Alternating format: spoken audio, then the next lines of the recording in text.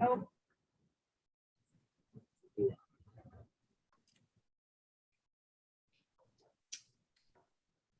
Okay, we still have folks joining in, but I think we're going to go ahead and get started. So this is session 5 already of 6 sessions for our Grassroots Economic Development 201. Sessions have been going really good, so we're really excited today to hear some experiences, best practices, just a lot of information today about developments in communities. And we've got some great presenters today, so don't hesitate if anyone has any questions throughout the presentation, just drop those in the chat and we'll be monitoring. Today also introducing our newest ORP team member, JC Gillum is on the call. Shout out to JC. Hey everyone. So she's going to also be helping monitor chat and questions. If anybody either raise your hand or drop it in the Q&A and chat, so we'll make sure to get those. So for today, our first couple of presenters, Lisa and Steve, they're going to just share experiences that they went through in their communities about development projects. So we're going to kick off with Lisa Hack. She's Executive Director of the Leavenworth County Development Corporation. She's responsible for implementing LCDC's mission to facilitate the creation of jobs and capital investment in Leavenworth County. She's responsible for the organization's business attraction efforts and the business retention expansion program. Lisa's been part of LCDC team since 2017. Lisa has a bachelor's in business administration from the University of Kansas and a graduate of OUEDI. Congratulations on that. So we will kick it on over to you, Lisa, and I'm here about your project. Thank you, Carrie. Thank you everyone for being here and spending this time with us. Let's get this PowerPoint up here. Can everybody see that? Great. So yes, I am in Leavenworth County, Kansas. Leavenworth County is, let's see, make sure. Okay, how come it's not going? Ah, there we go. Okay, Leavenworth County, we're located in the northeast corner of the state of Kansas. We have a population of 81,000. We have 4 significant cities within our county. We've got Basehor with a population of about 6,000. Lansing's got a population of 12,000. Leavenworth is at 36,000 and Tonganoxie's at a little over 5,000. We do government well. We are home to Fort Leavenworth, the military headquarters, intellectual headquarters of the United States is located here. We also, so any military leader has or will go through the college that is at Fort Leavenworth. We also have the Veterans Administration Medical Center, as well as their patient account center and their mail order pharmacy. We also have a federal and state correctional facility, but we also have manufacturers such as cereal ingredients. They make food particulates and inclusions. So those might be blueberries in the muffins, or they might be the green specks on a ranch Dorito. Great Western Manufacturing, the oldest manufacturing company in Kansas, is still here in Leavenworth. They make baking equipment for food manufacturers. And then the recently announced Hills Pet Nutrition is building a 350,000 square foot facility in Tonganoxie. We are a diverse county. We also have a lot of area dedicated to agriculture. About 30% of our population lives out in the county area. We also have 5 business parks. We have 1 that's privately owned. We have 2 established ones owned by the Port Authority. And we have 2 city-owned business parks. The Leavenworth Business and Technology Park is an 81-acre park, and the Tonganoxie Business Park is a 136-acre park. The process of developing a business park can be similar to that process of purchasing a vehicle. The first thing you're going to want to think about is what type of vehicle you want. Do you want a car or a truck? Do you want sunroof or convertible, a new or used car, 2-door, 4-door? What kind of gas mileage do you want to have? What color? What's the engine size that you'd like? Then you kind of think about how you'll pay for it. Can you afford your dream car? What would be a value for a trade-in, and how much of your own cash should you put in? If you get a loan, what will the terms be? And what will the payments be? How much will maintenance cost? The difference in these two processes is a vehicle lasts about 7 to 10 years, and a business park lasts about 40 to 80 years.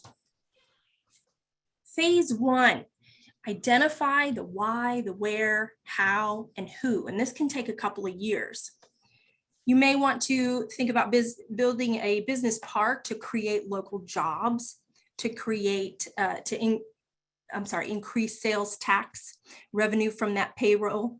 You might want to spread the tax base. You might want to balance your community's development. You may have a lack of inventory and a desire for shovel-ready property. Where are you going to put this park? You've got to consider those political impacts. In our community, we have 4 significant cities and a county who all think they have the best place for a business park. Who's going to lead this effort and who's going to see it all the way to the end? In our situation, we had the Leavenworth County Port Authority who led this effort.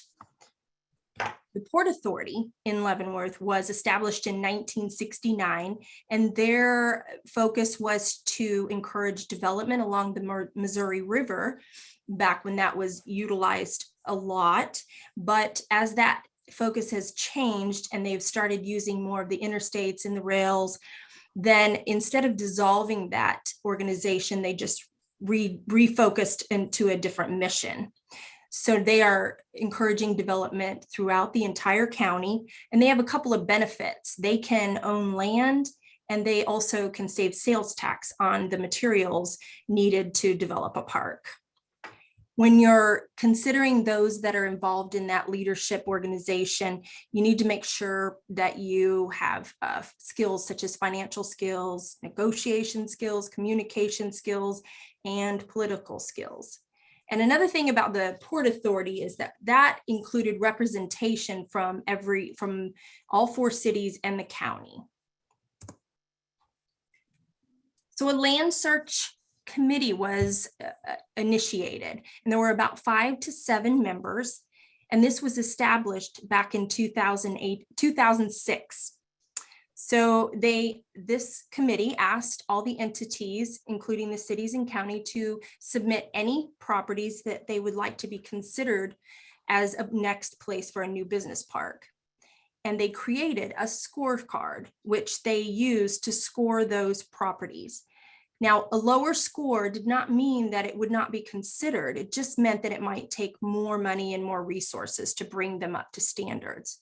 They had 7 criteria on this scorecard, and the first one is transportation, and that means the proximity to transportation routes, interstates, state and county arterials, collectors, local rural roads, rail, airports, rivers. The physicality of land included things like the topography, the slope, grade, underlying geology, soil type, water detention, environmental issues, floodplain, and so on. And all of those can affect the resources needed and the amount of money needed to build and develop that park. The next one is utility access. Utility is including the phone, internet, gas, electric, water, sewer. Are they on the site already? Are they close by? Is it feasible to bring them to the site? At what cost? What's the capacity?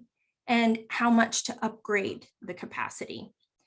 Because if you want a data center, if that's what you're looking to attract, you're going to need lots and lots of power. Some of our food manufacturers need lots and lots of water, so those need to be planned well ahead. Acquisition considerations. Who are the landowners of the property that you want to purchase, and are they willing to sell? Then you've got adjoining properties. Is there residential encroachment? Are there other developments? If you build a business park next door to an existing business park, that's a pretty good deal because a lot of times the zoning is already in place. the cost to purchase. How much does it cost to publicly list? And what is the appraised value? And then finally, the development process. Is this property compliant with the comprehensive plan? Is it compliant with the future use plan? What's the platting process, the codes, building permit, timeline, and is it within urban growth area of the city? Phase 2 is the time when the committee selects the park or parks that they will develop. And for our community, there were a total of 10 to consider. After a lot of time, research, discussion, scoring, it came down to 2 sites, the Leavenworth Business and Technology Park and the Tonganoxie Business Park. But they weren't done submitting requirements. They had a few more things. The sites had to submit proof of ownership of the land, or at least a first right of refusal. And that's what really weeded out the final ones before they got to these 2. They had to show financial commitment if there's going to be an interlocal agreement. In this case, for both Leavenworth and Tonganoxie, there were, because the county committed $5 million to each of these projects, while the cities committed either property value or funding as well. And the county's commitment came from a 1% sales tax intended for economic development. And the final thing they had to submit was the preliminary engineering studies. And these can cost $100,000 to $350,000. And in this case, our Port Authority paid for these studies. At this point, now that they had the sites decided upon, the land search committee retired. And then the developing entities began to manage the development process. The Leavenworth Business and Technology Park, as I said, they had, well, I didn't say yet, it was a public-private agreement, a turnkey process. So private developers did the actual developing of the park. And then when they were done, they intended to turn it over to the city for ownership. With the Tonganoxie Business Park, it was owned by the city from the get-go, and it just continued that way. So both of them ended up city-owned. And the benefit to that is that cities, when they're talking to prospective companies, depending on their agreement, their incentive plan, they can discount the land. And that is important to have to save negotiation time, those pre-identified incentive plans. Leavenworth has one that considers the number of jobs and the amount of capital investment that a potential company would bring, where Tonganoxie does that as well, but they also consider the type of industry that company would be bringing. Next phase, phase 3, the actual site development. And in this case, for both sites, it took about a year to develop these. These usually begin with a bidding process, public bidding process, and then awarding those contracts for development. As I said, the Leavenworth Business and Technology Park began with a private development, but the downside to those is they can bring some public scrutiny. And in this case, it did. So in order to avoid further scrutiny, they went ahead with that public bidding process. So throughout the development process, you're going to have to make a gazillion decisions. The goal here is to make that park as shovel ready as possible. That is going to mean infrastructure is at either inside the park or at least up to the park, because the less money and resources a company has to provide to get that land ready for building their facility, the better, the more attracted they're going to be. And getting those utilities can take several years. And so those relationships you have with your local utility companies is going to be really important. Mass grading package is recommended. One of the things I wanted to tell you about with the Tonganoxie, a hurdle that they came across. Tonganoxie's land had a communications tower on that property. and it's still, they were leasing it to someone, which was bringing revenue into the city. And they had 6 more months left when the grading was ready to be done. And so that was an issue. The grading actually had to be done around that tower. It was just a little bit of a challenge. So the recommendation here would be to try and remove those kind of obstacles before the grading starts.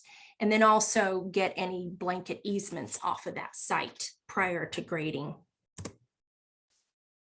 To plat or not to plat? So platting is when you're going to take a big piece of land and you're going to separate it into several lots, and you have that choice. You can or you don't have to. At the top, on the top picture, that's the Leavenworth's park. They decided not to plat their park, and they did that because they wanted to give the decision to the incoming company, and so they can customize and plat that as they need it. For Tonganoxie Business Park below, in the below picture, they did plat it, but it was because they used the natural waterways. And I'll explain that here. So the natural waterways are what I drew over them in red. And then the yellow is where the natural water detention area is. And in the state of Kansas, if you want to remove those wetlands, you need to pay for them to create another wetland in another area of Kansas. So instead of doing that at this time, they decided to use those wetlands as natural boundaries for each of their sites. So you can see that would be 1, 2, 3, 4, 5 sites. And so that was just a unique way to work with what you had. The Leavenworth Business and Technology Park had to go ahead and construct the regional stormwater detentions up there. You can see them with the yellow arrows. And again, you have the choice, or you can allow the company coming in to do this. It is going to be something required, but again, the less money and resources that a company has to spend to prepare that land, the better, the more attracted they're going to be to your park. Another decision you'll need to make are zoning ordinances. And here I'd like to just talk to you a little bit about height restrictions. Just when you're thinking about height restrictions, consider what companies are needing today. They're finding that building up rather than out is cheaper. And the racking systems are just that are built inside those facilities are just getting taller and taller. So really consider allowing for higher height restrictions. The street, you can put a street in, and some say it's better not to, so they can an incoming company can customize as needed. For the Tonganoxie Park up on the top, they did decide to go ahead and put a road in, and you can see it. It's dirt in this picture, but it went straight down through the middle up to the largest parcel in the back. And then below in Leavenworth decided to do a street that's dog-legged, and they did that on purpose. So as you can see, it goes into the park straight forward, and then it curves to the left, and then it curves up to the north. And that was intentionally to allow for a diversity. So on the right of their street, you can see it would allow for large buildings. It could be a 350,000 and 250,000 square feet buildings. And then on the left side at the front, you could put a 50,000 square foot building. And then towards the north, you could put a couple of 20,000 square foot buildings. So it just allows for a diverse group of buildings. And then landscaping and the monument sign. Here we have Leavenworth Business and Technology Park on the left, did some landscaping, and then they did a sign that also has lighting in it, so it can be read both in the day and at night. On the right, the Tonganoxie Business Park intentionally designed their sign to kind of go with the prairie feel of the environment around it. So you've got the shiny letters with the metal behind it, and then you've got a purposely rusted metal behind that. And then finally, you have the marketing phase. Who's going to market those parks? In our community's experience, the Economic Development Organization, that's Leavenworth County Development Corporation, we do the marketing for those parks. We do several things such as email blasts. These are sent out once a month to real estate agents and brokers, as well as site selectors, and they highlight the business parks. Site selector events. Well, first of all, site selectors, you probably already know that they're professionals hired by those companies looking to find the next location to build a new facility. So that's our target market. And I like to find events where those people are. So I just recently went to Southern Economic Development Council's Meet the Consultants conference. And this is a conference where they have site selectors that do presentations for economic developers, and they give them information about trends that they're seeing, as well as ways to improve our attractiveness, our community's attractiveness. So I like to attend those. Team Kansas, of course, you'll hear more about that later from Jose. And that's my experience with that has been great. The last one I went to was in Texas, and Alicia facilitated a wonderful meal at a nice restaurant, invited several site selectors, and there was about 4 or 5 Kansas communities, and we were there to represent Kansas, but we also had the chance to highlight our communities. And it's just a great way to get to know these site selectors in a more intimate restaurant, and we also got to I get to facilitate those relationships a little bit more because of that organization. We also a labor shed study, which I'll talk more about in the next slide, but that's a great marketing tool. You also may decide to build a spec building. A spec building is going to be a building that you build that does not have a pre-lease. A lot of times the RFIs that I see that come through, they'll be asking for existing buildings. So it's good to have a few of those. So you may want to think about that. And then marketing events. You can facilitate your own marketing events, and I'll have an example of that in just a second. So the labor shed study. This is a study that will be about your community's labor pool. It gives information such as your community's labor population, their skill types. One important piece of data was the percentage of labor that is leaving our community and going to another community for work. That's been very interesting to incoming companies. And the nice thing about this labor shed study is it not only gives information about Leavenworth County, but it also aggregates information for each of the 4 significant cities, Leavenworth, Lansing, Basehor, and Tonganoxie. So those are more specific to the actual business parks.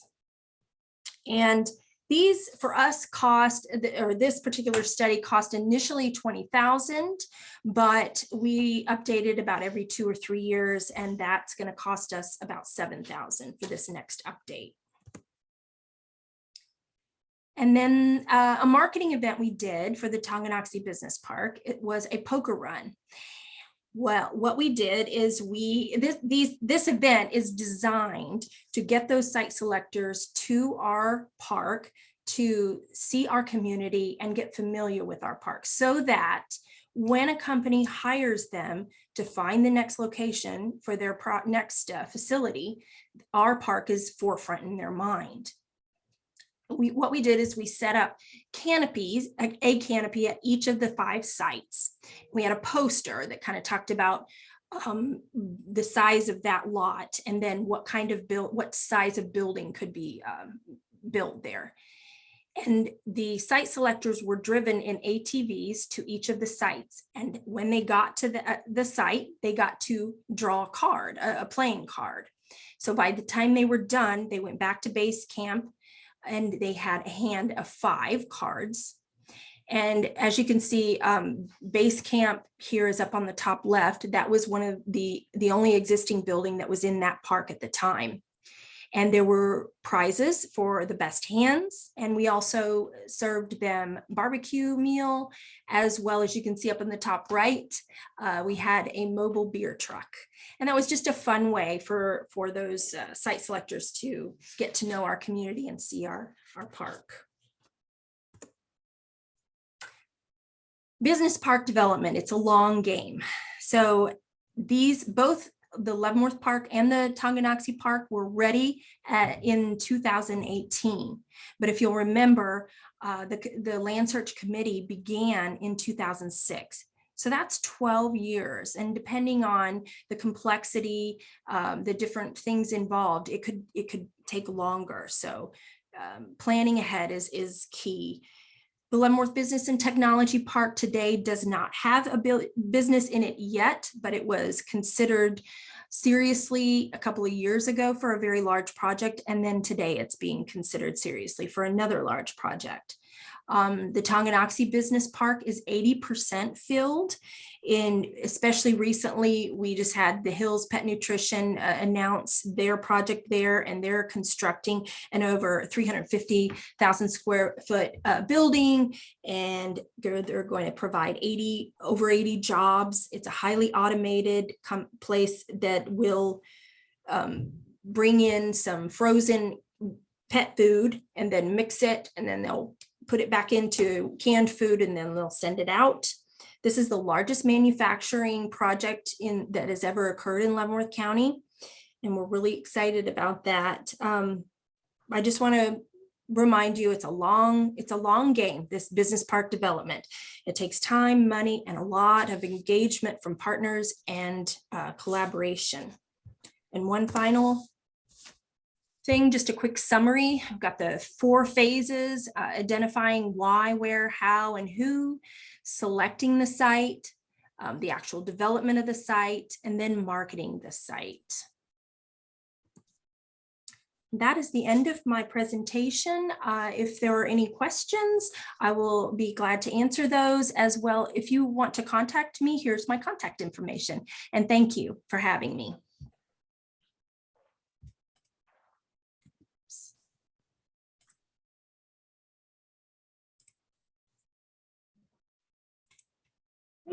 Thank you very much, Lisa. And I don't see any questions yet, but again, if anybody has, just feel free to drop them in the chat. We'll be watching for that. If you can hang in there, Lisa, then we'll see if any come in through the next presentation. So now we'll turn it over to Steve Kelly. And Steve joined the Chamber of Lawrence, EDC of Lawrence and Douglas County, as Vice President of Economic Development in January of 2017, overseeing the organization's various economic development initiatives ranging from business recruitment and retention to workforce development. Prior to this position, Steve was a Deputy Secretary and Director of Business and Community Development for the Kansas Department of Commerce. For over 25 years, he worked in a variety of different capacities during that time, including business and community development and international trade. So now we're going to get to hear about the experience you guys went through with your development of your park, and see what best practices you have for participants. So Steve, I'll turn it over to you. Very good. Am I coming through okay? Audio? Okay. And can everybody see the screen? Not yet. Okay. Hold on here a second.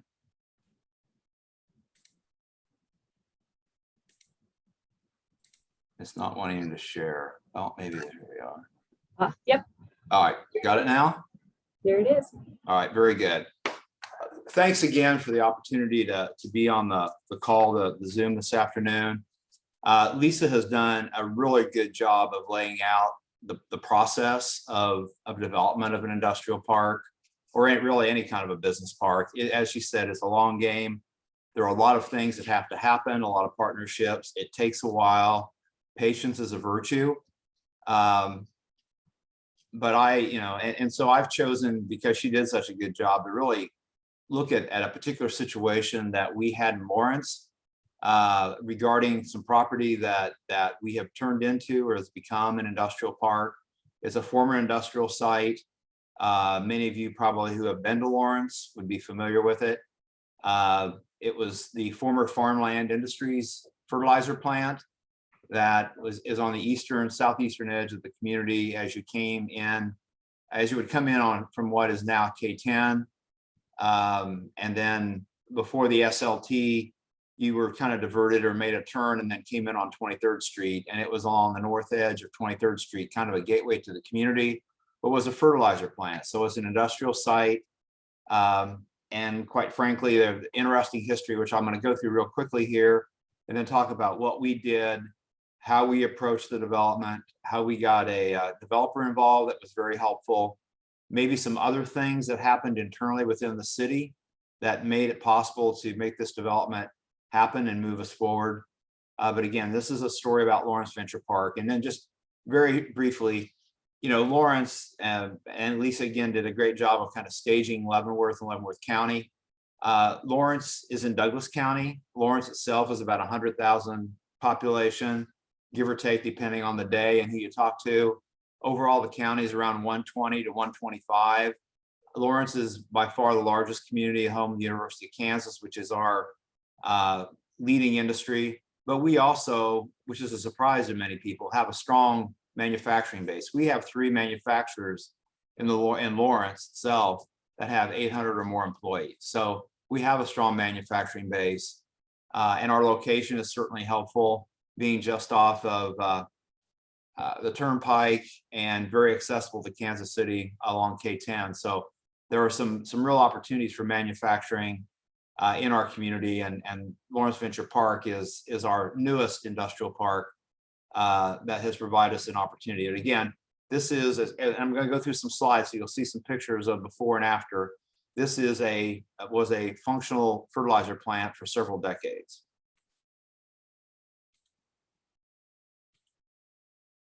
This is again where it's located as you come in from the east, there where you make the little bend where the SLT now is the brown or the darker color. As you follow what continues to be 23rd Street, but old K10, Venture Park is just along the entryway there on the north side of 23rd Street. So I'll give you a little bit of geo positioning there. This is what the site looked like back in 1962. Again, it was a fertilizer plant, made nitrogen fertilizer. Again, was around for a long time, but was an active industrial site and what would be considered by most to be a heavy industrial site. Here's a couple of aerials from 1994, kind of showing a from the south view on the left-hand side of your screen, and then an aerial view of the kind of activity there. There was storage, there was production, and again, and we'll talk about it a little bit later, nitrate fertilizer can be a pretty potent material. So anyway, the plant, farmland ran into some financial difficulties. Agricultural industry, struggled for some years and towards the end of the 1990s. And ultimately, this plant was closed. Here you see a shot of what some of that production capacity and that activity looked like in 2001 after operations had ceased and the plant had been shut down for a while. Not a very pretty sight, particularly if you're looking at a gateway to your community. So what were the things that needed to be done? And again, I mentioned that nitrate, which was the fertilizer product that was produced at this plant, it has issues with groundwater contamination. So we have a site, whoever acquires the site is going to have some remediation issues because the nitrate is a problem in water. It tends to leach, it can get into waterways, it can get into rivers and streams. So it was problematic from that standpoint. So as you look at this, there was a lot of work done with both KDHE and the EPA to set up a plan for what would have to happen to implement the corrective action. And quite frankly, when you have a property that has some of the issues that this particular property had, it's very unappealing to a private developer because they're buying into potential problems. Now there was and I think it might be mentioned in another slide, there was a trust fund that was set up to help deal with the remediation as a means to help support the cost of some of it. But when you're getting into one of these situations, there are a lot of unknowns, and so it was a very tough proposition for a private developer to really take this on. And so ultimately the city of Lawrence, felt that they were best positioned to probably do something with this property. They obviously had an interest because it was within the city of Lawrence. It was a gateway to the community. We were short on industrial property at the time. I didn't have a lot of inventory. So it seemed like, there was a good fit between the city's interest and desires, and then the need to do something from a remediation standpoint. And so the city took on the responsibility, acquired the property or took over the property, and then began to work through the process. And here I mentioned the Remediation Fund. There was about $8.5 million that was in the Remediation Fund at the time that the transmission of the property to the city took place. There was an estimated $8 million in infrastructure cost to, get in roads, get in water, get in sewer, et cetera. A benefit district was established. And then a mechanism was set up so that the city front loaded a lot of the initial development costs in terms of streets, water, sewer, those sorts of things. It took it, paid it out of their own funds, but then set up a special assessment process where those who acquired properties over time would then be paying off those special assessments. And that it would go from being a city liability or city responsibility to then they would be made good or made whole by the transition of this to private ownership as those tax bills were picked up and that was paid off. So that was kind of the way they envisioned the financing for the property. Okay, so then this is, kind of a photo, an aerial from an angle, if you will, in 2011, as this cleanup was underway. And you see a lot of the structures are gone.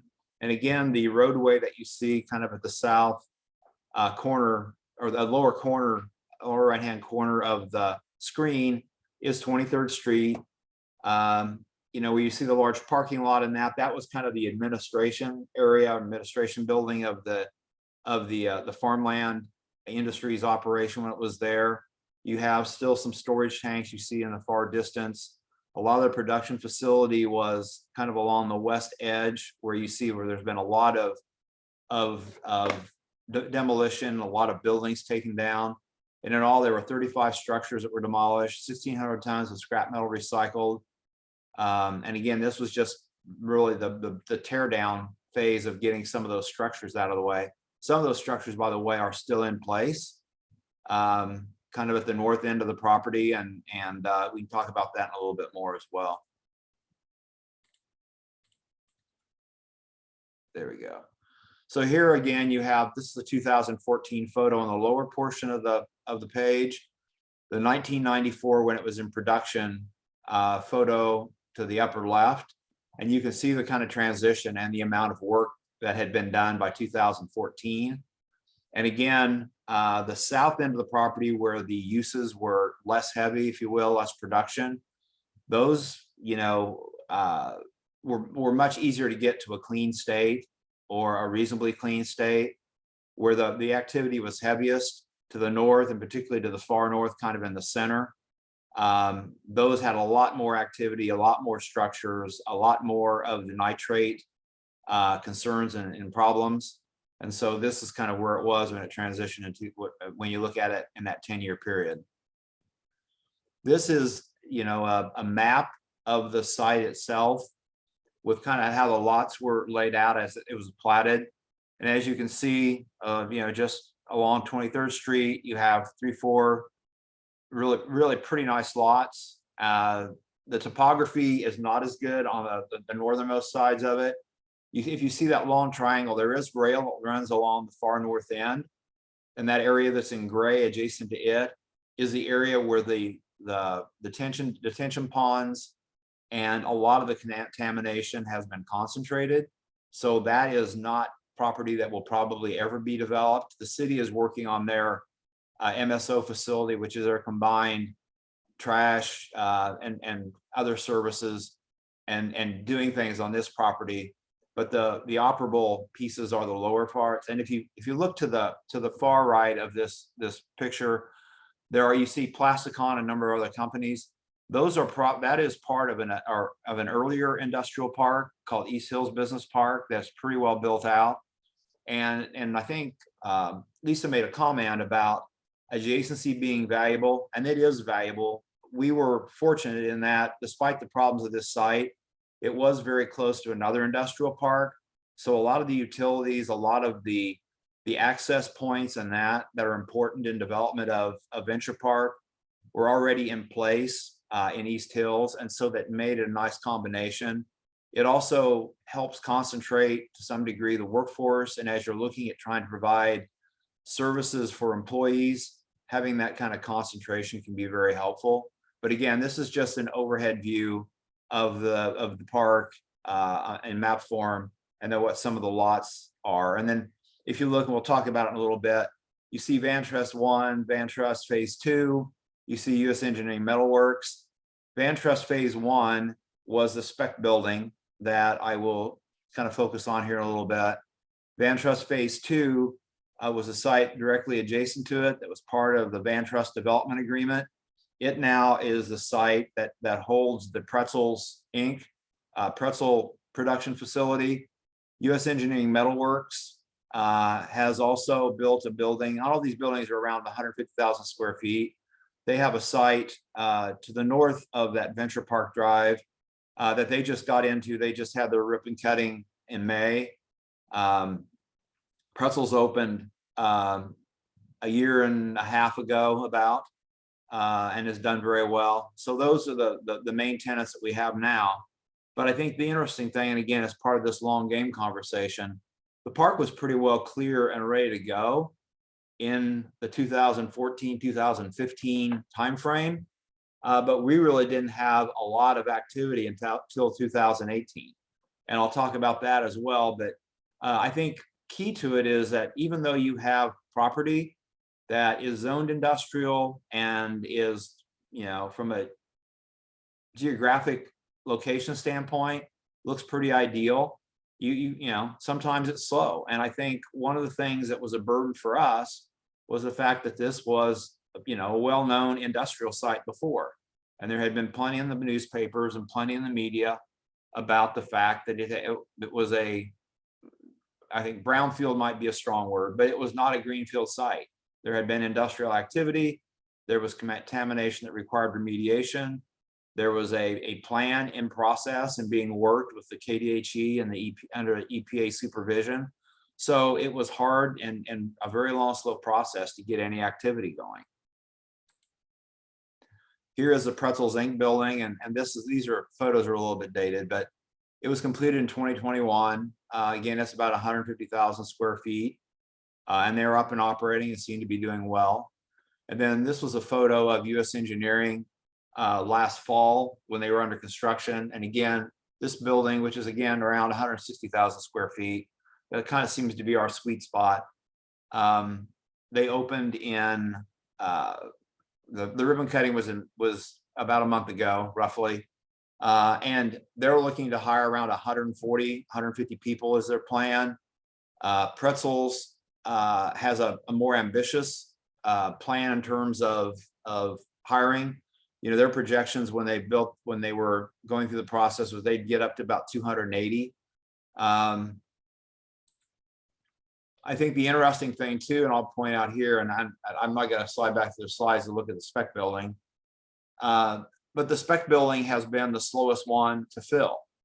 It has tenants in it. It's about half or 2/3 full. There's been a little bit of rotation, but it has not been as easy to fill the space as it has been for us to attract some additional tenants to the park. But I think the spec building in and of itself was a key to getting everything else going, because as it was said earlier, it's really important, or it's very helpful. I can't say it's absolutely critical or crucial, but it's really nice to have a property that people can look at, where if there's an RFP requirement or an RFI, you can say, yes, we have a building in the size range or very close. It gets you on the radar. And I think the fact that we had, a building on the site, that we were also engaged with a reputable developer, Van Trust, gave people comfort that, yeah, things could happen here until it's like a lot of other things, until you kind of break through, it's really hard sometimes to get things going. And that was very helpful for us to get the spec building up, because it got us on the map, if you will. People started looking at the properties, and it's certainly been helpful in our process. Again, here's this area that I mentioned that probably will not ever be developed for like an industrial park, but our MSO, Municipal Services and Operations, their plans are to build their campus and consolidate a lot of their operations that are kind of scattered in a lot of different areas around town into this site, and to make that their home, so to put it to good use. And here's the remediation spending from the state as part of the trust fund. There was $8.5 million. 5.3 million of that has been spent. Again, there was a plan. There were monitoring wells. A lot of the monitoring wells are no longer needed, or they've passed that point in the remediation. So those have been removed or being removed. Again, most of the problem was with nitrogen, the nitrate in the water. But there's been a lot of things done in terms of ponds, in terms of wetlands, in terms of how they've covered it, what they've done to protect exposure, et cetera, to the soil. So those things have all been helpful, and they've allowed us to move forward and with the development. But there are going to be continued costs over time, because this is, again, a situation that has to be monitored and stayed on top of. And then this is our monument sign at the entrance. I think that there are a number of lessons here. And again, a lot of what Lisa said in her comments applies in this situation as well. I think with us, we did not have the capacity as a community to develop this on our own. And because it is, quite frankly, it had sat for about 3 or 4 years and nothing much had happened. Which, obviously you have to have some leadership that has intestinal fortitude to deal with that. But this was right before I joined the Lawrence Chamber in 2017, around the beginning of the year. And that fall, they had actually reached out and engaged with Van Trust, our real estate development out of Kansas City, a very reputable, not only local, but regional and nationwide developer, who also happened to have some affinity because of folks in their organization with the University of Kansas and with Lawrence. And so we basically went to them and asked questions about what will it take to get something going on this property. What are we missing? What needs to be done? Do we have need to have different policies, different incentives, et cetera? And I think one of the things that came out pretty loud and clear is that Lawrence, the development process, was not viewed as being user-friendly by folks in the development industry and by companies. And so we set about to develop a new program that would be more streamlined, be less public, not in a bad way. And I'm not talking about lack of transparency, but wasn't open to some of the pot shots and some of the negatives that can take place in a very public process, which everything in Lawrence tends to be very public and very debated. But to streamline the process, so it was a simpler process, a quicker process, where the benefits, the incentives were much more clearly defined, and the thresholds, if you will, or at least the requirements, were much more clearly stated and simple, and that you had the opportunity or the ability to know that when you started the process, that if you met the requirements, and the requirements were streamlined and made much simpler, that when you got to the end of the process, you would have a result that you could anticipate and plan on. And those of you on the call, most of you probably know this even better than I, that one of the things in business and working with businesses is they need certainty. Sometimes it's not so much the cost or how much you'll do for them, it's how can I plan for this? How long will it take? What is the process? What is the certainty of a result? And we set about it in April of 2017, we passed a new incentive program called the Catalyst Program, which applies to industrial sites. Initially, it was just at Lawrence Venture Park, but expanded ultimately to all the industrial zone properties in Lawrence. That is a simplified process. It's a 50% or 70% tax abatement for 10 years, tied to your, for it's 50% as basic. If you build your building to LEED silver standard, you can qualify then for another 20%. You don't have to go through the LEED process, but you just have, it has to be certifiable, or you have to have the documentation that you've met that. So you got a clear abatement process or abatement benefit. We also, because the city owns the property, can make the lots available for free. And in the cases where we have had development and we have ultimately had companies locate, they ultimately will own their property. You have to actually, build, and it has to meet certain standards or some size standards of the buildings, etc. But there are no job requirements. There are no wage requirements, because quite frankly, when we were starting, there was nothing that had happened. And we felt it was pretty important to have some flexibility, because we were building the first building, which we saw the initial slide of a building was a spec building, 150,000 square foot spec building.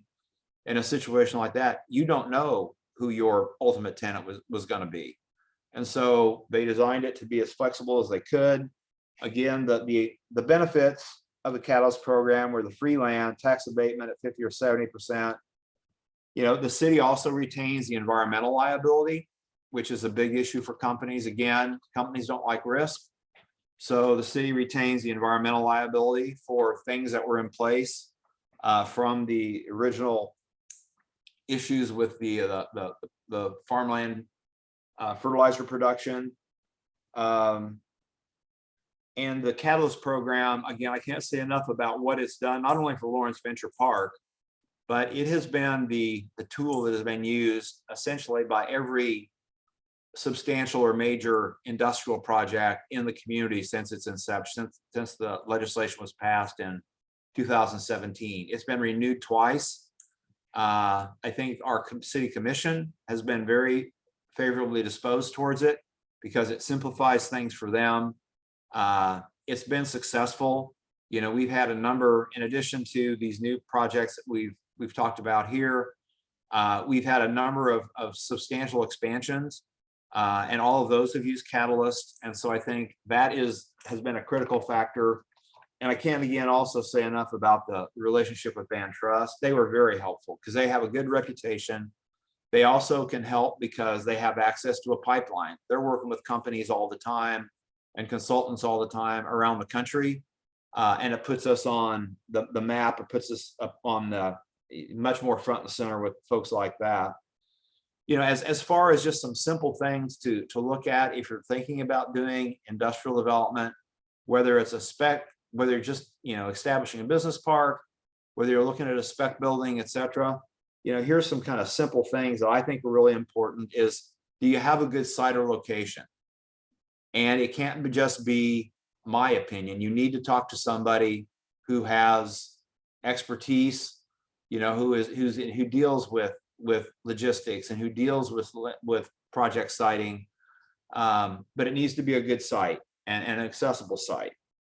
Is the infrastructure in place, or can you get it to the site in a reasonable and predictable length of time? Because again, certainty is important. So that's really important as well. What is the community willing to do to support opportunities?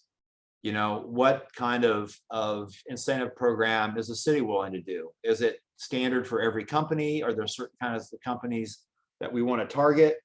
Those I think are important.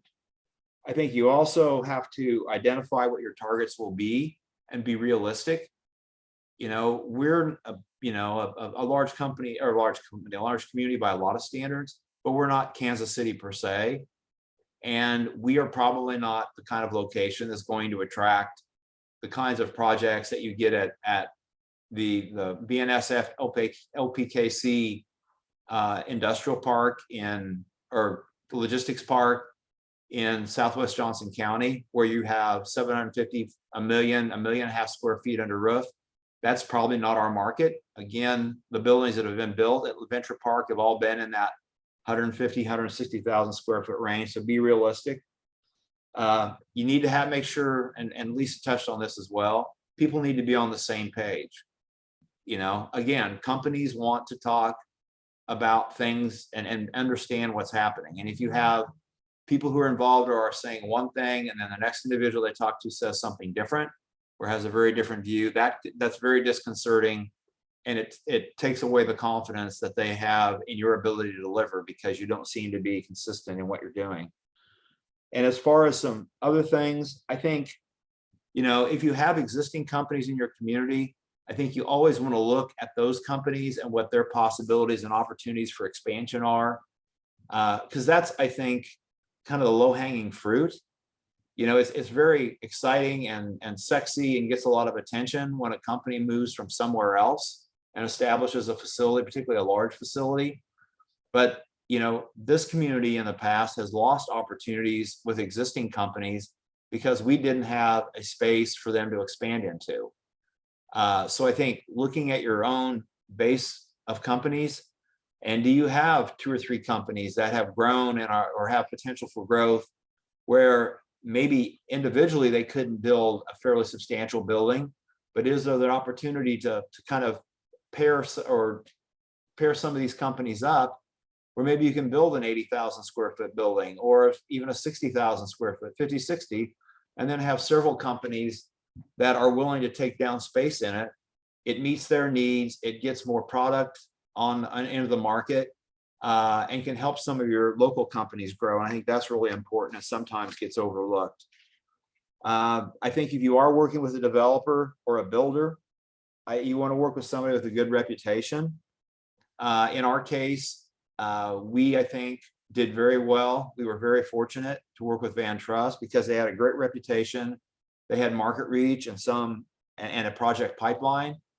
And when you could sell people that, well, Van Trust has a spec building and they also have 2 other properties in the park they're planning to develop, that helped to give people confidence, which I think is important. And they need to be good to work with. You know, particularly on a site like ours, where despite the remediation, there are a lot of things that you might find that you don't know are going to be there when you start the process. And to have a good relationship and a way to work with them and work through issues and questions in a positive and forthright manner is very important. You know, LVP, you know, as I said, it lagged and didn't have a lot of activity. We're getting to a point now where we recognize that we're running out of sites. And so we are now actively looking for where our next industrial property or properties will or should be. Again, we've got other communities. Eudora has a business park that has a pretty good mix of companies. We're looking at, are there possibilities that they could add additional land to theirs? You know, there's a small industrial park in Baldwin City. We're looking at sites in and around Lawrence. You know, cost is always a factor. You know, and is it something like in this case, because it was a property the city had control of, you know, the city kind of drove the process of development. We're hoping that as we go into the more active phases of this next development, that it could be a partnership where we have a private developer involved. And then also the city is going to be deeply involved because of some of the infrastructure that's related to it. But it is a long game. You don't just decide, hey, we need industrial property and snap your fingers, and in 6 months, you've got a ready-made site. It takes a minimum of 3 or 4 years probably. And that's probably being very optimistic. But we're looking at that very actively right now to see where the best properties are, where it makes the most sense, and also what the best model would be for development.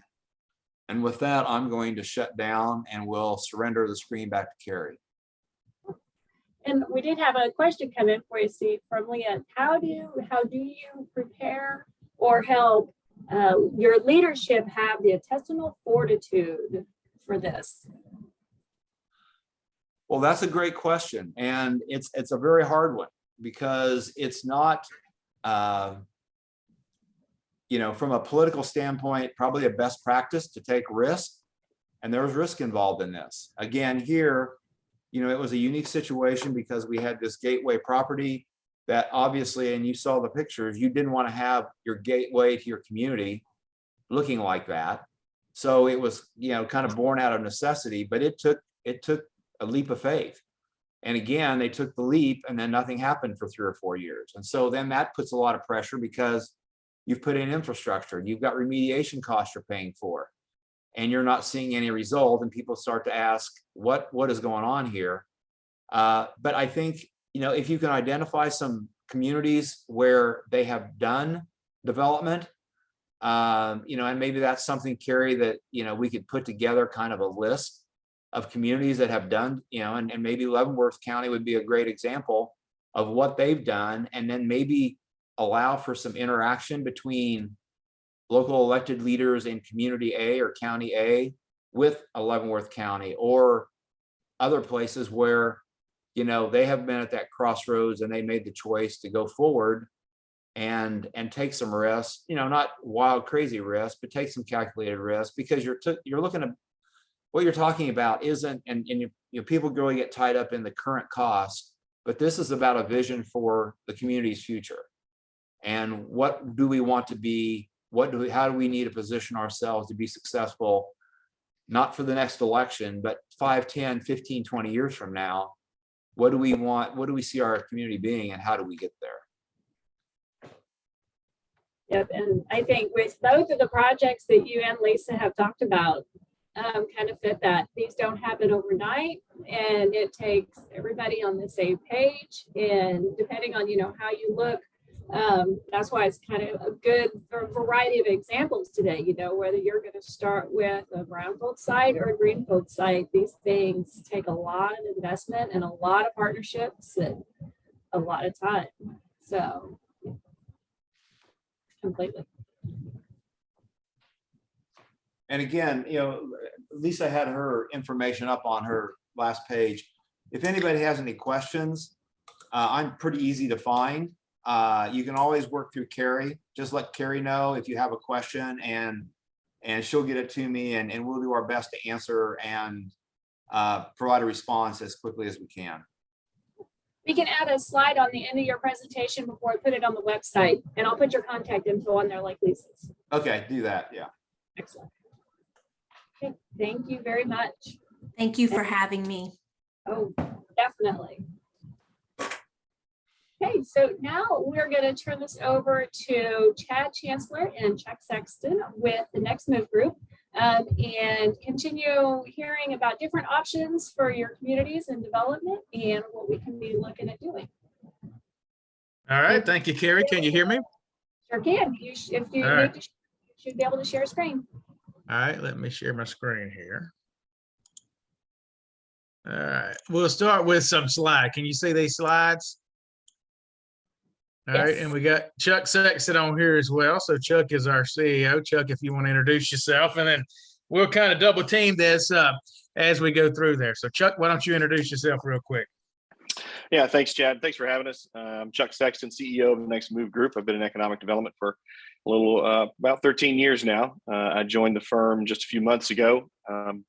One of my primary roles, amongst many things that we do, is to lead our site selection side of the business. I actually just got back from site visits early this morning. So happy to be here, and happy to talk about some of the things that we've been seeing on the site selection side that may impact what communities are thinking about from a virtual spec building product development standpoint as well, because we're seeing a lot right now. Yeah, so Carrie asked us to talk about virtual spec buildings and whether or not that might be a good option for your community. And so we'll go ahead and get into that. So our most recent success story is from Missouri. So but it's in that Kansas City area. It's not far from me, but I wanted to show you this. You'll see I literally received this email on June the 13th. So this is our most recent success. This is Mark Dawson in Clinton, Missouri. He actually had an existing spec building that he hired us to do a virtual spec building design of it. So many times we'll do the virtual spec building design on just a greenfield site. But he actually already had a 30,000 foot building that they've been trying to sell for years. I think he said 5 or 10 years it's been on the market, never had any luck. Through our efforts and through the visualization and the virtual spec building we did, you'll see he has sold this building. And here is to TC Transcontinental Packaging. They're going to increase it by 70,000 feet. They're going to do 75 million in capital investment. It's going to end up being one of the largest capital investments in their history. And this was him thanking us. He's actually talking with us tomorrow about buying another one. Now that he's got this out of the way, he said, Chad, I want a spec builder now for just a regular site, a virtual spec builder, not just this one. So this is what it looks like. Now I will go, when I finish the presentation, I'm going to go on the internet and actually play with this, but this is just a screenshot. As you change the ceiling height, the square footage, how many parking places you want and so forth, the budgets change and the times change in real time as you do that. And again, I'll go play with it when I get through with all our slides. But here you'll see for his spec building, we basically designed 3 options for him. He wanted a food and beverage building. We actually surveyed the state of Missouri to understand what are the size RFIs they most often see for that market area. And around 90,000 feet is what they were seeing. So, I mean, we designed these very much with what are the type prospects that are looking at your area, both in terms of the size requests they usually have and in terms of what they are. So he wanted a general manufacturing, a food building, as well as a regional distribution center. And when I get out on the internet and play with it, you'll see it move around. Somebody hit a chat. Let's see if, okay, looks like that was Carrie. All right. So then this is him. He replied last week on June the 21st and said he wants to look at now adapting another building he has using this tool.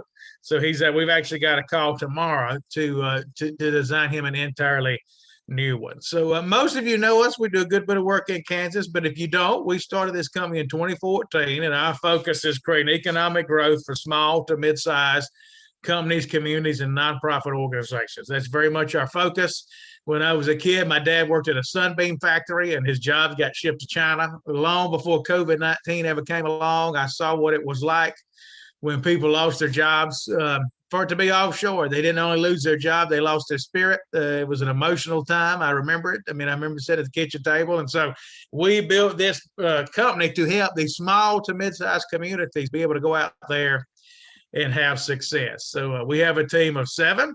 Many of you know Alex and I. We've been the face of the organization for a long, long time. We're starting to now try to become more passive owners. Our company grew 40% the last 3 years, and it got to where Alex and I just couldn't handle everything. So we brought Chuck on as our CEO in April. Ivy Stanley joined us as our COO. Chuck was named a 40 under 40 rising star in economic development by DCI a few years ago. Both he and Ivy graduated from OUEDI. Brittany McCoy on our team has a master's degree in economic development.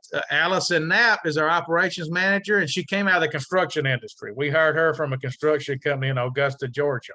So that kind of ties in with our virtual spec builders. And Caroline Few designs all of these on the website side of it. So we have had all kind of clients, from municipal clients to chambers of commerce to ports and airports.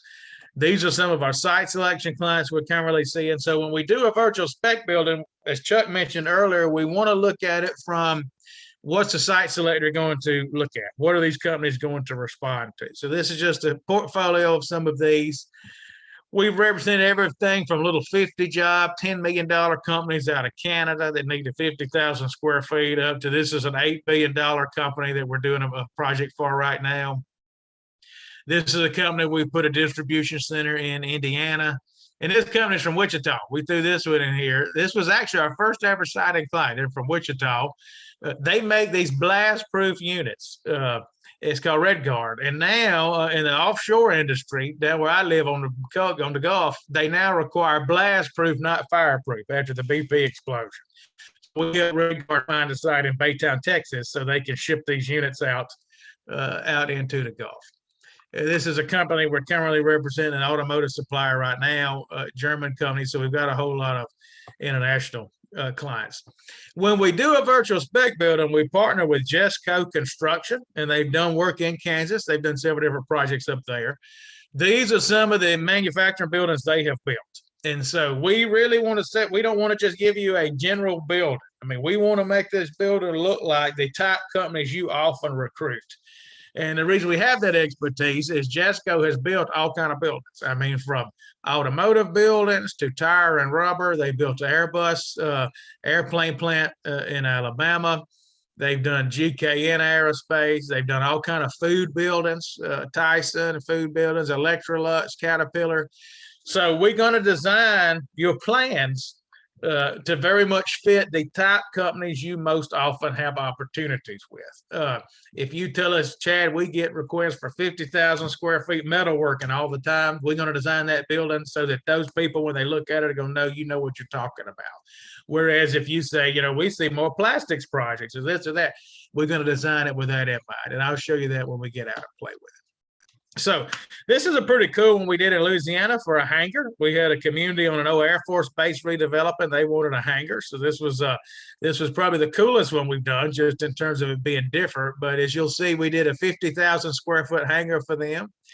And all of these customizable options vary based on the type building you're getting. So, you know, for a hangar, they need to add a fabrication area. They need to add area for battery service and engine repair. Well, a food company's not going to need those same options. So this space over here can change based on whatever the type company you're recruiting is. So this over here, we constantly, this is not a one size fits all. This area can change, and every time you play with it, you get a new budget and a new time. So with them, they wanted a hangar because they're on a redeveloping Air Force base, but they also wanted a general manufacturing and a regional distribution center. Here's a little, probably the smallest one we've done. This was up in Kentucky. This was just a little 52,000 foot building they wanted to show. So you'll see with it, we had ceiling height options, floor thickness, column spacing. You can add a crane. You can add air conditioning, however many dock doors you want. You can make it concrete or metal. And all of these you can click and get the building plans, as I will show you. So these comes with elevations in terms of plans. They come with actual floor plans. And then we actually put in all these how we priced it so people can see. We didn't just, you know, pull this out of the air. I mean, you can see we priced this office space at $125 a foot, 6-inch, 3,500 PSI concrete, so on and so forth. So all of this comes with it. A timeline comes with it. Jesco tells us that basically you can probably cut 2 months out of the timeline by going through this process. By having a virtual spec building and doing all this diligence ahead of time, you can cut 2 months out. Of course, right now, as y'all know, it's hard to get building materials. So any time you can cut out it, the better, because it may take a year to build what used to could be built in 6 months. But a timeline comes with it because you need to be armed. When you sit down with a prospect, you need to be armed to show them and have some confidence in these numbers and that you can actually pull off this timeline. We also put a caller ID web hit tracker with it. So then you're able to see the companies that are hitting your virtual building. So, you know, here was one in Somerset, Kentucky. I blacked out who they are, but you'd see who they are, their phone number. So you can see this is a metal goods manufacturer founded in 1989, and they had between 20 and 50 employees. And you can see every click they made. They wanted a 15-ton crane. They wanted 8-inch floors, 36-foot ceilings. You can see this. So it can become a lead generation tool for you if you want it to be. We have one community in Alabama bought it, and she called me, a month after she had it and said, the best thing with this is I'm seeing who these companies are. She says, I keep submitting for these project code names, Project Red or Orange or Blue, and I don't know who in the world they are. And 2 or 3 days later, I'm seeing a company that matches what I submitted for, playing with it. So I think I'm the only person in Alabama knows who they are. So that's one little spinoff benefit you can get. Some of our clients did push these things out on LinkedIn. You could advertise it 100 different ways. So I will actually get out now and show you. Let me get out now to the internet if I can. All right, can you see my screen now? I'm out on this. So this is the, let's start with the Clinton, Missouri one, since this is our latest success. So this is the one I was showing you. Clinton's probably, I don't know, hour, maybe 45 minutes east of Kansas City. So as you will see, as you click different buildings, so this is 105,000 square foot general manufacturing. This is a 200,000 square foot regional distribution center. All these pictures will pop up if you click on them. This was the food and beverage, which is very expensive because, you know, it has to be food grade. So then as a prospect comes over here, you can choose your ceiling height, and you will see the time will change and the budget will change. You can decide the concrete you want. I want asphalt. I'd rather have 20 dock doors. I can add square footage in the office area. So as you're doing this, all of this is changing. And then I want to go over here. I can do the same for the general manufacturing building. Maybe on it, I just want 32-foot ceiling, so my cost goes down. I tell you, we've used this even on the site selection side. A lot of clients think they need air conditioning in the South. And you'll be surprised how many industries don't really have them. They have those huge fans. And look at the cost to add air conditioning to this 100,000-foot building. Look, it's nearly $1 million. I mean, it's nearly $1 million in cost. So this can also help you work with a client on, do you really want that or not? And, you know, how's that going to affect your lease rate? Because now you've got something that you're actually working off of. So this is the Clinton, Missouri one. Shreveport, Louisiana, we did this for. This is an Amazon distribution center. They've actually landed this thing. When we did this for them, they said, so they also got a general purpose building. They got a metals processing building. So you'll see metals processors love these L shapes with these huge drive-in doors so they can put coils on 18-wheelers to come in there. So you'll see that's how that was designed. But they wanted an Amazon pick and pack center. And Jesco Construction had just built one of these. So we had the absolute design that Amazon uses. So of course, this doesn't say Amazon on it, but this is exactly what they built. So we did this for them, and they've actually landed this project. They're building an Amazon distribution center now. So you'll see on these big DCs, I mean, this thing's 1 million feet. You can take it up to 100 dock doors down. And as you're doing it, you know, same as they're always changing. So this is the hangar one. And as you'll see, it has very different, you know, this is general manufacturing. So you'll see it's usually always ceiling height, floor thickness, column space, and how many dock doors you want. But a hangar, of course, has totally different needs. So you can actually change the square footage and see what it's going to cost. Now, this does not populate a brand new drawing right then because it would cost you $5 million. I mean, you have to have so many schematics, you can never do it. But you can see the time change and the budget change as far as making it a different square footage. But you can add paint shop area, interior repair, battery, fab shop, and so forth. So I'll go ahead and click on this, and you can see. This is the one we did. So usually when you click on the base draws, we'll put your logo and all the stuff on the front, and then we actually put how we came up with this price. So $500,000 for earthwork, so much for drainage. If your site is already deal ready, and I can't remember what Kansas calls your program, but I know y'all are using some money now to do diligence on your sites. The more that you'd already know about your site, having it deal ready or shovel ready or whatever words you want to use, the easier this is for us. And the better our numbers are, because we actually put in here, I mean, what we think it's going to cost to develop that site. And then you'll see, you know, exactly how we price this thing out. This is the level of the plans. If I can, I got to get I've got my Zoom thing over us. So you'll see this thing, there's area for sheet metal shop, liquid storage, tire storage, part storage, mechanics room, tool room, and then, you know, we got 4 of these regional jets, Embraer regional jets that can fit in there. We show here the dimensions of the dock doors. We want it to be good enough that if you sit with a prospect, this may not be exactly what they want, but they'll think to themselves, okay, these people understand our industry.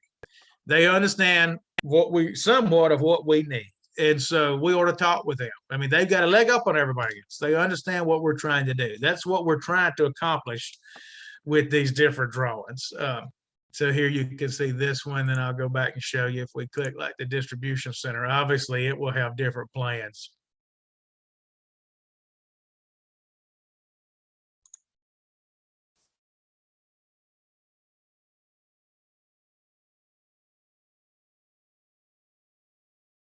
My internet's being slow today.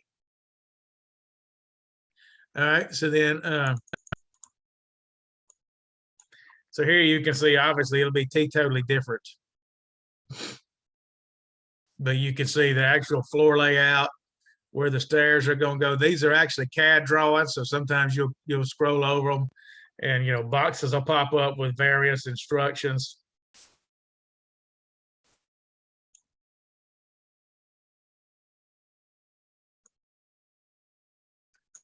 This is the office area.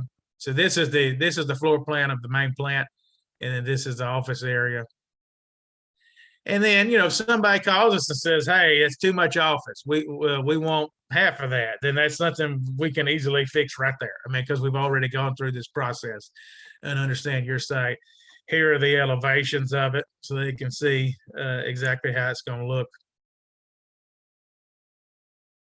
And we customize all of these based on your actual community. We've probably done, I'm gonna guess we've done this for 20 communities. I may be off by a factor of 5, so figure 14 or 25, somewhere in there. I think the only one in Kansas we've done was Montgomery County. We developed one for Montgomery County, and then the economic developer left. We're actually looking for somebody right now, and but I believe that's the only one we've done in Kansas. We've done several in Missouri, with Clinton being our latest one in regards to this. So where this really helps you is in cutting the timeline down, helping that prospect see that site and visualize it.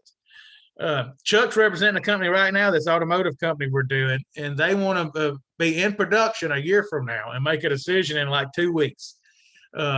And they're probably going to build a plant. They're not necessarily going to find a building ready for them. So they've got to be able to quickly visualize that thing and know they can build it. So Chuck, why don't you talk about how this helps in that regard, how fast some of these projects go, and then I'll pull our slideshow back up, and then we'll answer your questions. Yeah, it's interesting. You and I haven't had a chance to catch up on the last 3 days that I've been with our client. They're going to build 400,000 square feet total, but they have to have 100,000 square feet under roof and ready for production by November of 23. And so what was interesting on these site visits, a lot of the communities that we went to had build ready pad sites. And the reason for that, again, Chad mentioned it earlier, is construction lead times, supply chain issues in the construction market are causing construction timelines to push out.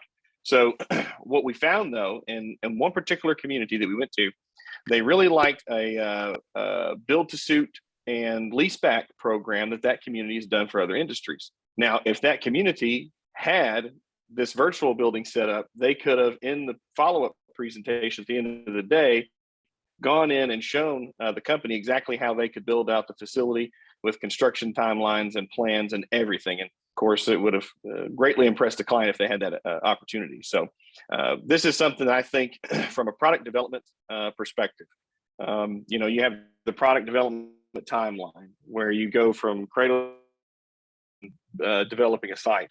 And it starts with feasibility study on a site through master planning that site for target industries, all the way through shovel readiness, build pad readiness, virtual building, and then actually constructing a building on the site, maybe a spec building first before you finish that out and go into having a client on it. So.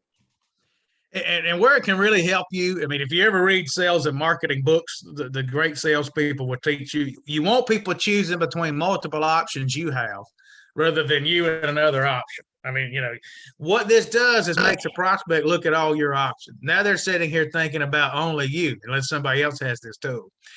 What I like about it, I went to the eye doctor this morning, and so I had to play the whole better or worse game, 1 or 2, 1 or 2, 2 or 3, oh, no. Well, you can do this with the prospect and say, yeah, we can give you 36-foot ceilings, but that's going to push your lease rate up 50 cents a square foot. Do you really want that? Chuck and I both used to be economic developers, and I can tell you, I think we both learned doing site selection work now. A lot of times these clients want stuff they really don't need. And they don't know they don't need it yet. They figure it out as they go. I mean, just a lot. I mean, I'll see them need a bigger crane than they really need, or they all want taller ceilings than many of them need, if you want to know the truth. And so in many instances, it could put you in a position to where you can use this to educate them on the cost in real time. And even if it's off a little, you got a basis that you can, play the eye doctor game. And now they're choosing between options you have instead of choosing you versus another town.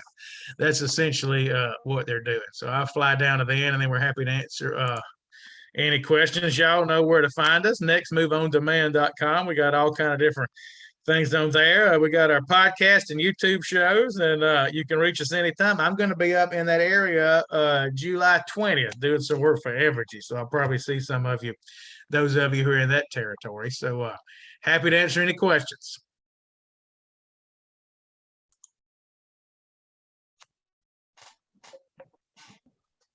Looks like we do have a question in here. How do you cost out the service by the virtual building plan developed? And do you subscribe for a service at an annual cost? So it's $25,000 for one base building, $35,000 for two, or $45,000 for three. So if you just said, I just want one base, I know what I'm after. The only thing that looks here is plastics companies or food processing. Then we could design you one food processing, and that's $25,000, and that's a one-time fee. Well, we charge half at kickoff, half at the end. You don't pay it all at once, but you don't ever have to pay that again. Cost of these buildings are changing so fast because of the construction situation and the supply situation that some of our clients have now come to us and said, can we do a subscription model where y'all update these costs every quarter? That way, the drawings really won't have to change, but the cost will. And the time frame will, because the time frame's taking longer now with this supply chain situation. So we're still working through a cost in our mind for that. It won't be a lot, probably $5,000 a year or something. And then we would make sure that every quarter the timeline was adjusted and the price so that you knew it was up to date. But as far as the base buildings, it's $25,000 for one, $35,000 for two. So say you wanted a food and a plastics, and then $45,000 for three. Anybody in Evergy's territory gets 10% off because Evergy's a member of something we call the movement. And so anybody that buys anything, I don't want to give them too much credit, but if you're on their side, you get 10% off of those prices. Thank you. And yeah, Kansas, we have our certified sites program. That's probably what you were referring to. That Evergy, KEA, Sunflower, they're all partnering. So yeah, we actually try to say we only put these on certified sites because honestly, that's how we know that our costs are good.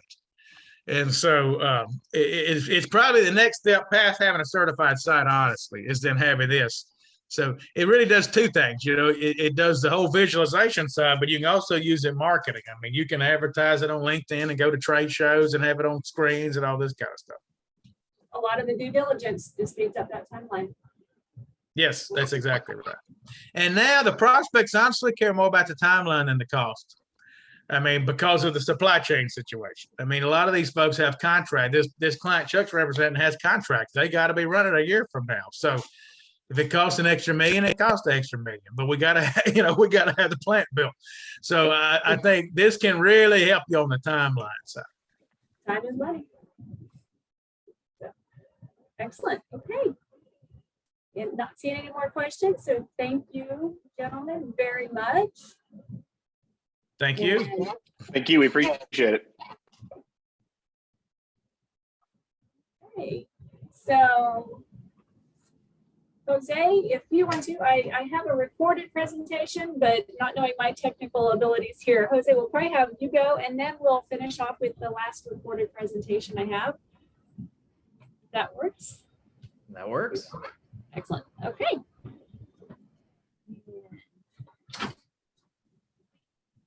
Had your bio right here in front of me, but I will let you go ahead and introduce yourself so we don't spend time on me looking for that. So Jose, I will turn it over to you. Not a problem. Thank you so much, Carrie. Appreciate the opportunity to be here with the group today on such a vital and important component to what we do. And it's great to see community partners helping each other out and assisting in the professional development. Lisa and Steve are two fantastic players in the game of economic development. And, even Steve who has been someone that has been so instrumental in shaping economic development in the state of Kansas. As you read his bio, some might refer to him as the godfather, if you will, for economic development in Kansas. And Steve, mind you, I did say godfather and not grandfather, so don't come at me too hard. But this is just, again, an example of just one of the Team Kansas's priorities. And excuse me, let me introduce myself again. So Jose Romano, and I am the inaugural president and CEO of Team Kansas. And Team Kansas is a 501c6 organization that has primarily had the mission of promoting the state of Kansas, both domestically and abroad, to share the positive news and the story of what it is to do business in our state. And for quite some time, it's been around and housed within the umbrella of the overall Department of Commerce. And under Lieutenant Governor and Secretary of Commerce David Tolan identified the potential of the organization. And so by having some direct leadership and moving that needle forward into a new direction, came this opportunity to lead such a fantastic organization and group of peers. So I've been on the job since February, so still early on, but the great thing about this is we're not reinventing anything here. It's really about reimagining who we are, reinventing ourselves to be that, and then reinvigorating our members and prospective members to get the job done. But going back to kind of what this webinar is all about, and I think it's just a prime example of just one of Team Kansas's priorities moving forward, and that's unifying our community partners from around the state to demonstrate that we are a united front, and all in addition to reinvigorating our private sector investors. But before, again, I get into the Team Kansas and how Team Kansas can be another tool in your arsenal kit, I wanted to provide you a little bit more of a historical context to the organization. So historically speaking, the organization started back in the early 70s, and it was named Kansas Cavalry, which was predominantly supported by private industry.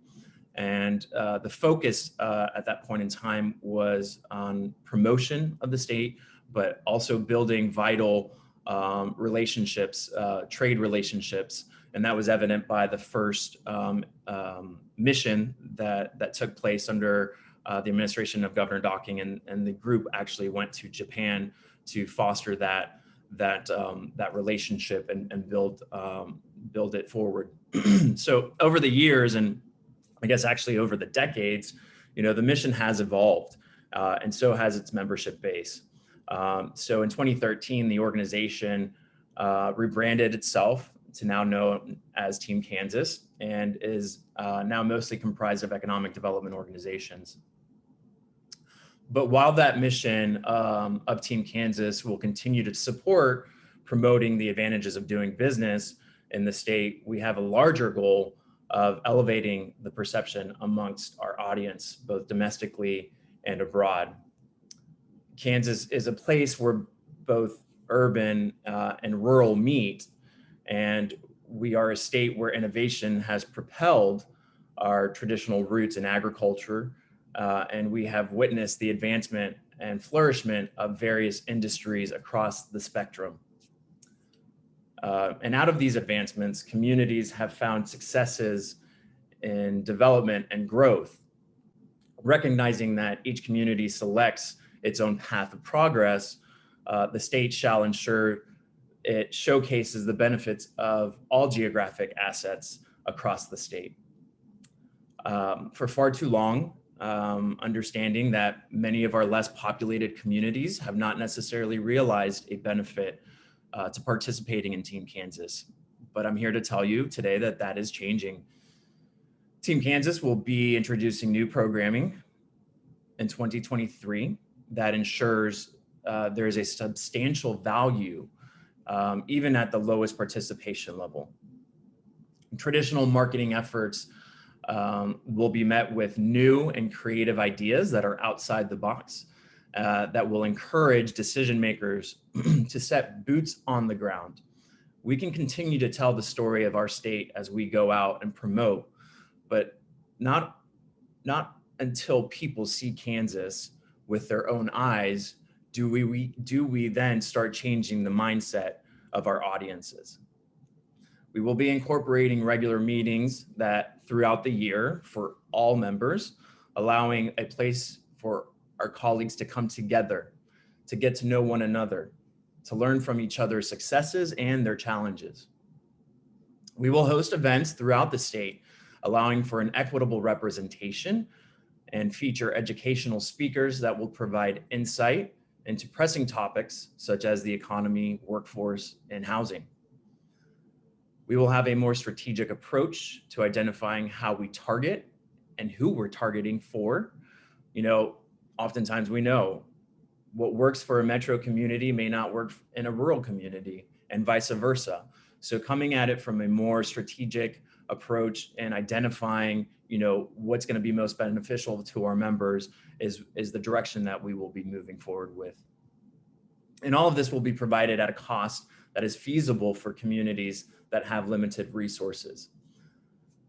I'm sure some of you are asking, well, how is that possible? Well, because it is time to take the burden take the burden of promoting our state off the shoulders of our communities. We must return to the roots of our organization and engage our private sector partners. We have all supported their growth at a federal, state, and local level, and we have witnessed their progress, and our citizens have benefited the jobs that they have created. However, we know that labor continues to be a shortcoming. That is why Team Kansas will also focus its marketing efforts into showcasing the advantages of living and working in our state. There are so many opportunities to allow families to find the appreciation and a sense of community.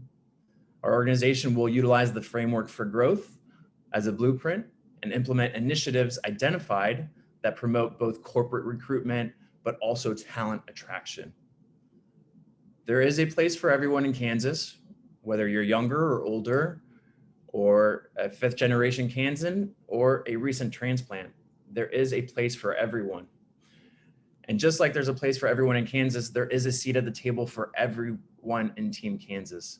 Literally, I mean, it's in the name, right? Team Kansas. So I do encourage you to consider joining an initiative that will assist you in enhancing your community's profile. Now, over the past 90 days, 100 days or so, we have been strengthening the organization, building a more fair and equitable representation on the board that will include, again, communities and private sector, strengthening our bylaws, identifying programming that's going to be most beneficial for everyone. And you might also ask, what is that return on the investment? Well, for many and for most and all, greater exposure to a desired target base and prospects, critical relationship building amongst communities and peers, and service providers as well. We'll have marketing opportunities to showcase your community, and again, educational sessions that provide valuable insight into trends that are happening in the world as we know it. And some might say, well, what's an example of a success?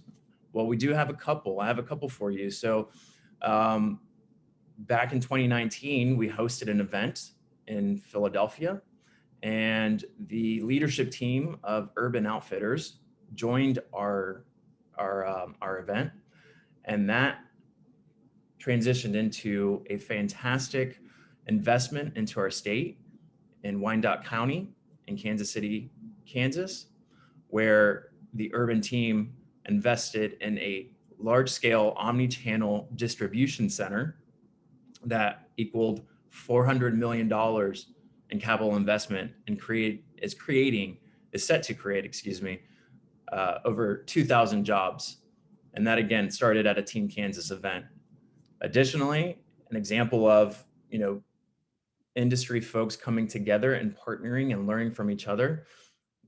Recently found out that, Dodge City and Joanne Knight was able to meet representation from BNSF Railway at one of our events. And that developed into an opportunity where BNSF traveled out to Dodge and helped them out in performing a evaluation of their own park and access to rail, which was again an opportunity that was presented between, you know, colleagues and peers at one of the Team Kansas events.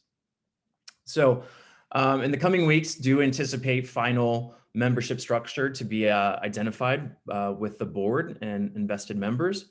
And so more opportunities and more information and details will be coming out soon. But again, this is an organization that is built to unify the state, the economic development practitioners that are in our state, both again on a rural and on a larger urban scale.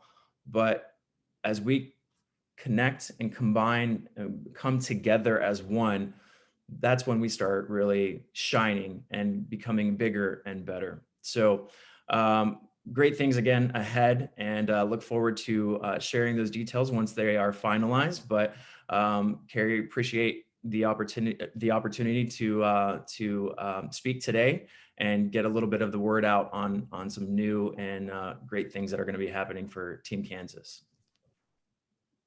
Great. Thank you for sharing. Yes, as a partner for Team Kansas for many years, I've appreciated all of the opportunities and the connections, and definitely look forward to getting the new information and help sharing that with the communities we work with, you know, more on the rural side, to see how we can help support the efforts and support them being participants as well. So great. Well, thank you so much again.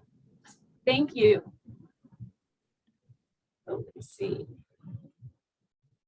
Oh, and Jose had a question come in. Is there a membership fee? How does one join? Yes, great question. There is a membership fee, but as I mentioned before, we're as an organization and as the leadership, we're identifying what is the best way to get our more rural partners engaged. And so we want to provide a benefit, but in understanding that resources are limited on all community levels, but particularly in a more rural setting community. So there will be a structure that will be unveiled soon. And so I'll make sure to get that out to Carrie so she can disperse that to everybody. Currently, if you would like to look at, you know, what the structure is right now, you can go to teamkansas.org and look at that. But as right now, it's a membership starting at 1,000, and the tier goes up 2,500, 5,000, 10,000, and 15,000. But again, you know, we are redeveloping that so that we can be more inclusive, more united, and ensure that we are providing optimal exposure and benefit to all members across the entire state. Excellent. And we'll make sure everyone has your contact information as well. Thank you, Carrie. Okay, thank you. Okay, the last presentation we have for today is with Miranda Pruning, and she is an Independence native. She's an experienced design professional specializing in interior design and architectural services. Miranda owns Echelon Art and Design, a full-service architecture firm with locations in Independence, Pittsburgh, Lawrence, Tulsa, and Wichita, and employs 7 design professionals. Miranda is committed to rural revitalization and recently built and opened Founders Place Indy, a co-working space that offers shared community-driven workspace for locations for independent workers. In addition to her business ventures, she also gives back to the community by serving on numerous boards and committees for various organizations, and continues to search for opportunities to enhance and grow her hometown. And if you've seen the ribbon cutting for the ORP office that we just had on Friday in Independence is in Miranda's building. So that is where Trisha and JC and Sheena will be officing out of. It's a wonderful building. So if you see those pictures, you'll see where she's at. But she did record a presentation, so I'm going to attempt to see how this works. And JC, let me know as long as the sound comes through that hopefully can make this happen.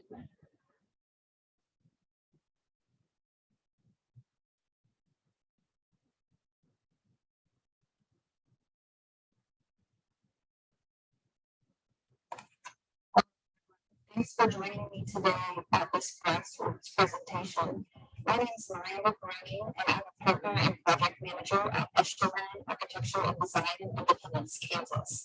Today, I'm going to talk to you about is a virtual spec building an option for your community.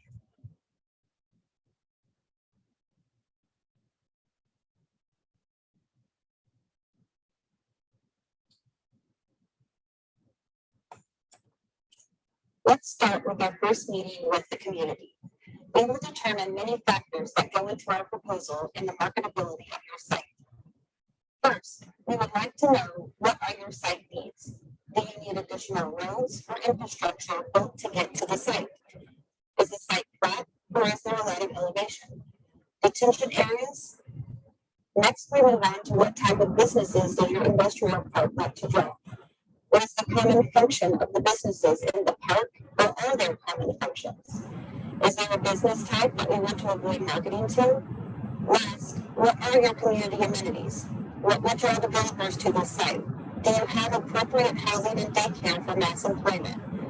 Is there essential stores like grocery? What is the healthcare situation? Education? Community function is a component that we need to ensure we touch on as developers look into this area as part of their decision process. Once we understand the site and the community better, we will discuss what level of marketing materials you are running, as well as the budget you have for generating these materials. We have standard packages, but each community's needs are different, so we like to tailor a package to fit what best suits your need. Let's talk about the benefits and uses for a virtual spec building. Once our proposal is agreed upon, Echelon begins generating your virtual spec building package. There are many benefits to having a spec plan worked out prior to mass marketing your site. The general public is very visual. You would be surprised at the amount of people who have a hard time conceptualizing space.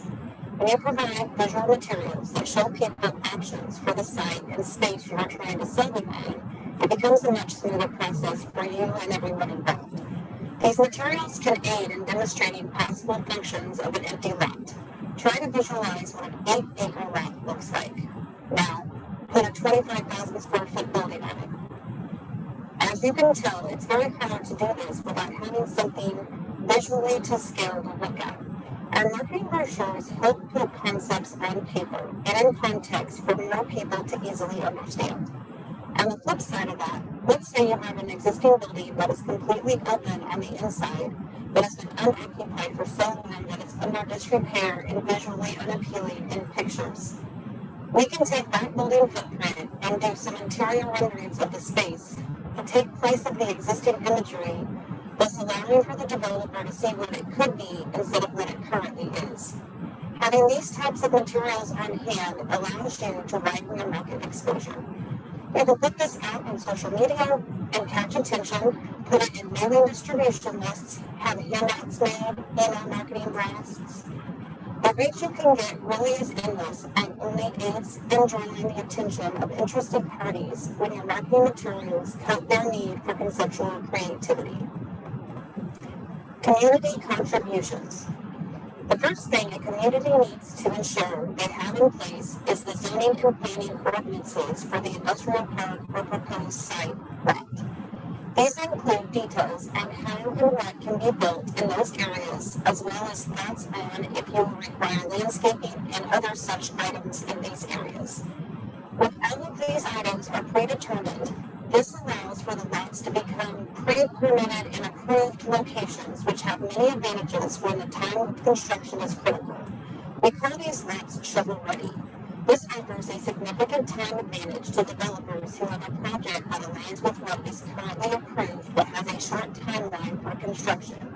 Having things like site utility infrastructure and roadways already in place and built are also big ticket items in the marketability of your land.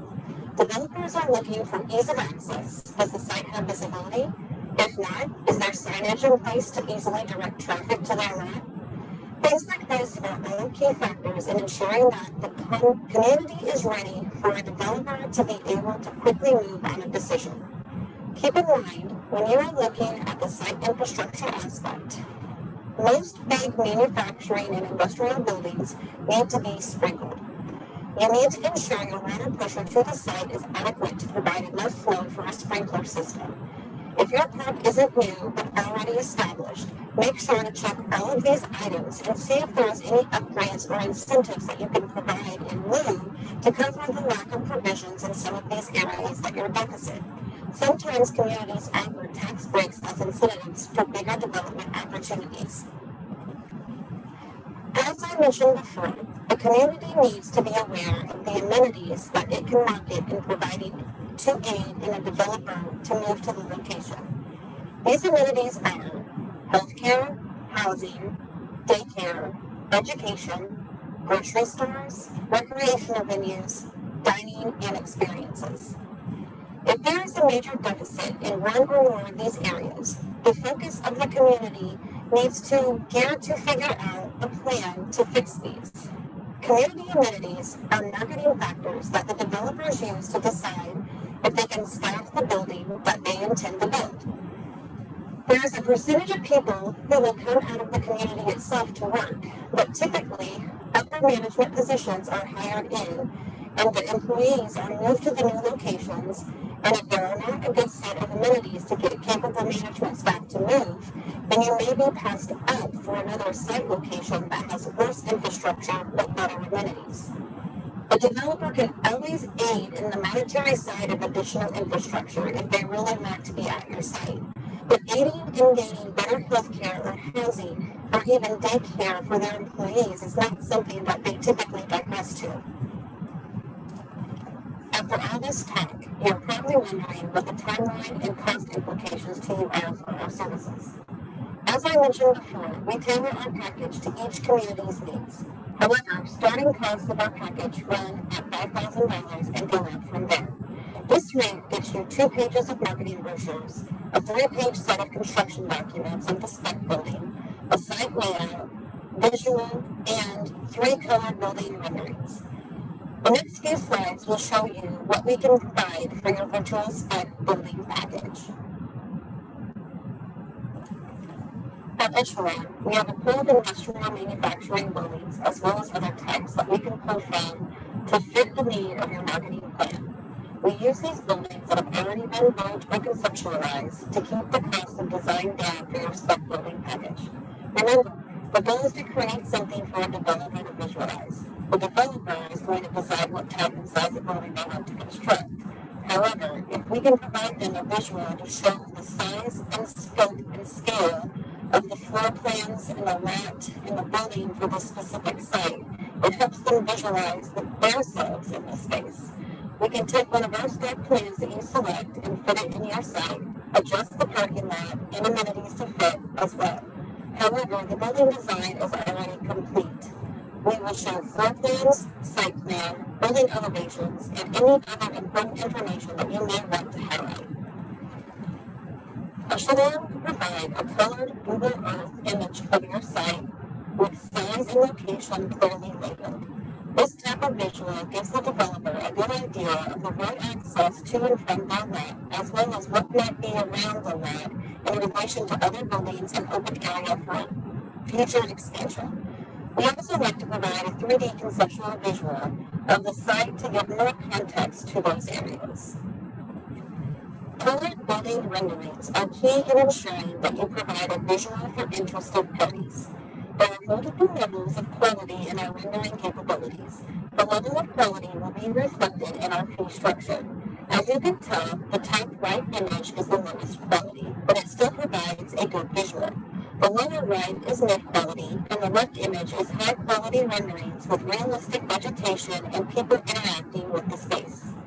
Echelon will provide 3 color rendered images as part of your base package that you can use for marketing materials and social media posting.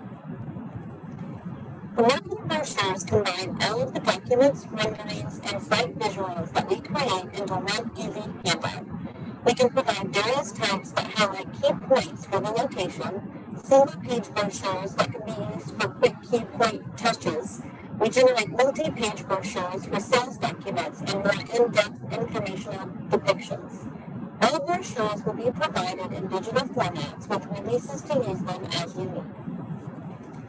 I want to thank you for allowing me to present our version of a virtual spec building package. I also want to thank the Department of Commerce Office of Rural Prosperity for asking me to present for them on this topic. We would love to help any of you interested in developing a site in your community. Please feel free to reach out to me via phone or email if you have any questions.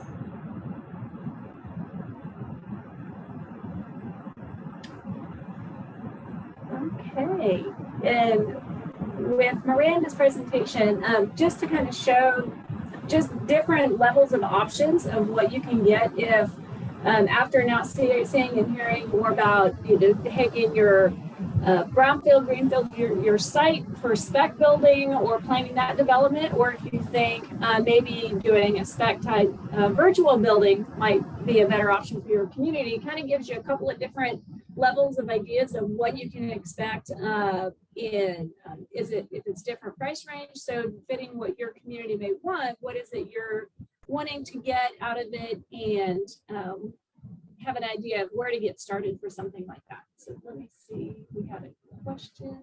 Okay, thanks.